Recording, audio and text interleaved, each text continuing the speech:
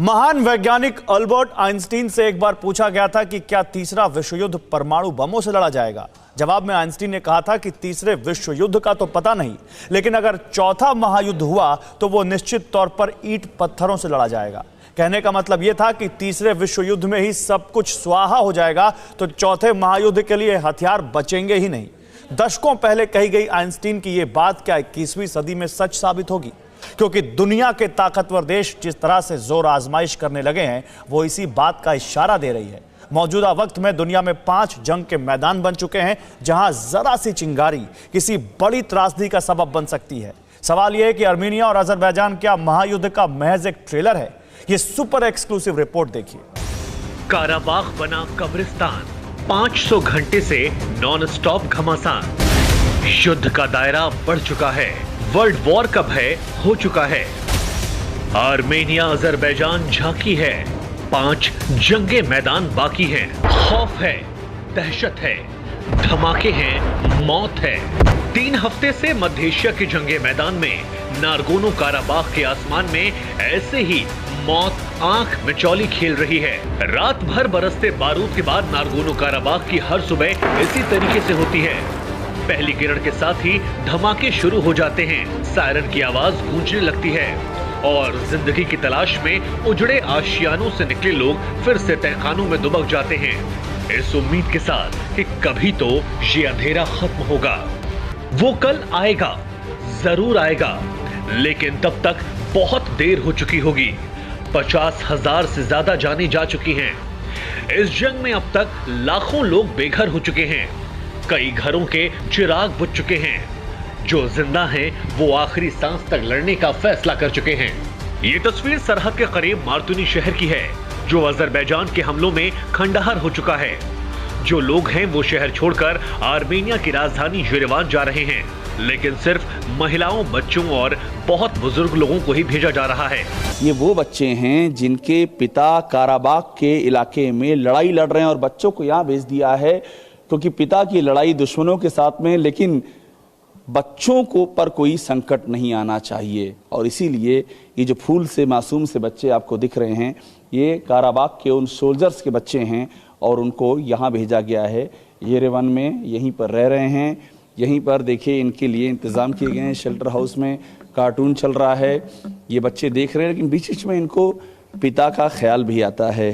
और अजरबैजान में जो हो रहा है, ये उसकी अजरबैजान की बमबारी के चलते जो हो रहा है, इसको यूं कहा जाए, ये उसकी बहुत ही हृदय विदारक तस्वीर है। इसी तरह नारगोनो काराबाख से ज्यादातर महिलाओं और बच्चों को आर्मेनिया की सरहद में पहुंचाया जा चुका है। इसके बाद अब जंग आर पार की हो चुकी है, जिसकी तस्दीक ये तस्वीरें कर रही हैं। अजरबैजान के दूसरे सबसे बड़े शहर और कॉमर्शियल कैपिटल कहे जाने वाले गांजा शहर पर 3 दिन के दौरान तीसरा बड़ा हमला किया है। इस हमले के लिए आर्मेनिया ने रूस से मिले रॉकेट लॉन्चर का इस्तेमाल किया। ये हमला इतना जोरदार था कि पहले से ही तबाह गांजा शहर का बड़ा हिस्सा खंडहर में तब्दील हो गया। गांजा शहर पर हुई बमबारी के बाद अजरबैजान बुरी तरह से बौखला चुका है। अजरबैजान के राष्ट्रपति ने अब आर्मेनिया के शहरों को निशाना बनाने की खुली चेतावनी दे दी है। अजरबैजान की तरफ से इन तस्वीरों को जारी किया गया है। इसमें आर्मेनिया के S-300 डिफेंस सिस्टम मार गिराने का दावा किया जा रहा है। ऐसा पहली बार नहीं है, इससे पहले भी अजरबैजान ऐसे दावे 3 बार कर चुका है, लेकिन आर्मेनिया ने अब तक एक भी दफा इस दावे पर मुहर नहीं लगाई है। आर्मेनिया को S-300 डिफेंस सिस्टम रूस ने दिया है और जिस तरह से अजरबैजान एक के बाद एक आर्मेनिया के विमानों का निशाना बना रहा है, उससे रूसी हथियारों की ताकत पर सवाल उठने लगे हैं। इसीलिए रूस ने अब खुलकर जंग के मैदान में उतरने का फैसला किया है। 2 हफ्तों से रूस इन दोनों देशों के बीच समझौते की कोशिश करता रहा, लेकिन जिस तरह से अजरबैजान ने युद्ध विराम तोड़ने में 5 मिनट का वक्त भी नहीं लगाया, उससे पुतिन का पारा बहुत चढ़ा हुआ है। और रही सही कसर, अजरबैजान ने आर्मेनिया की सरहद में गोले दाग कर पूरी कर दी है। आर्मेनिया के इलाकों में अजरबैजान का यह मिसाइल हमला युद्ध की दिशा बदल सकता है। ये पहली बार है जब अजरबैजान ने नारगोनो काराबाख से बाहर हमला किया है। इस मिसाइल स्ट्राइक के नतीजे पूरी दुनिया को भुगतने पड़ सकते हैं, क्योंकि आर्मेनिया रूस के साथ CSTO यानी कि कलेक्टिव सिक्योरिटी ट्रीटी ऑर्गेनाइजेशन का मेंबर है। यानी आर्मेनिया पर हमला रूस पर हमला माना जाएगा। साफ है कि अजरबैजान ने अब शेर के जबड़े में हाथ डालने की गलती कर दी है। इसीलिए पुतिन ने अपनी फौज को कूच करने का फरमान सुना दिया है। रूस ने आर्मेनिया बॉर्डर के करीब सबसे बड़ी मिलिट्री ड्रिल की है। इसके साथ ही ब्लैक सी में अपने सबसे घातक मिसाइल सिस्टम की तैनाती भी कर दी है। कहने को इस एक्सरसाइज का नाम काकस 2020 रखा गया है, लेकिन पुतिन का मकसद तुर्की को अपनी ताकत दिखाना है, क्योंकि रूस अगले हफ्ते मिस्र की फौज को भी ब्लैक सी में बुलाने जा रहा है। मिस्र और तुर्की एक दूसरे के खिलाफ हैं। ऐसे में सवाल ये है कि क्या नारगोनो काराबाग से महायुद्ध का आगाज हो चुका है? क्या मध्य एशिया की जंग पूरी दुनिया को चपेट में लेने वाली है?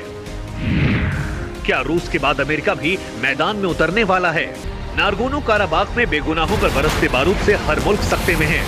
अजरबैजान ने जिस तरह से युद्ध को क्रूरता की शक्ल में ढालना शुरू कर दिया है, उससे हर ताकतवर देश गुस्से में है।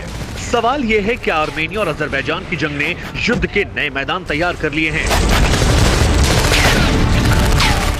ये मैदान कौन से हैं? अगली रिपोर्ट में देखिए।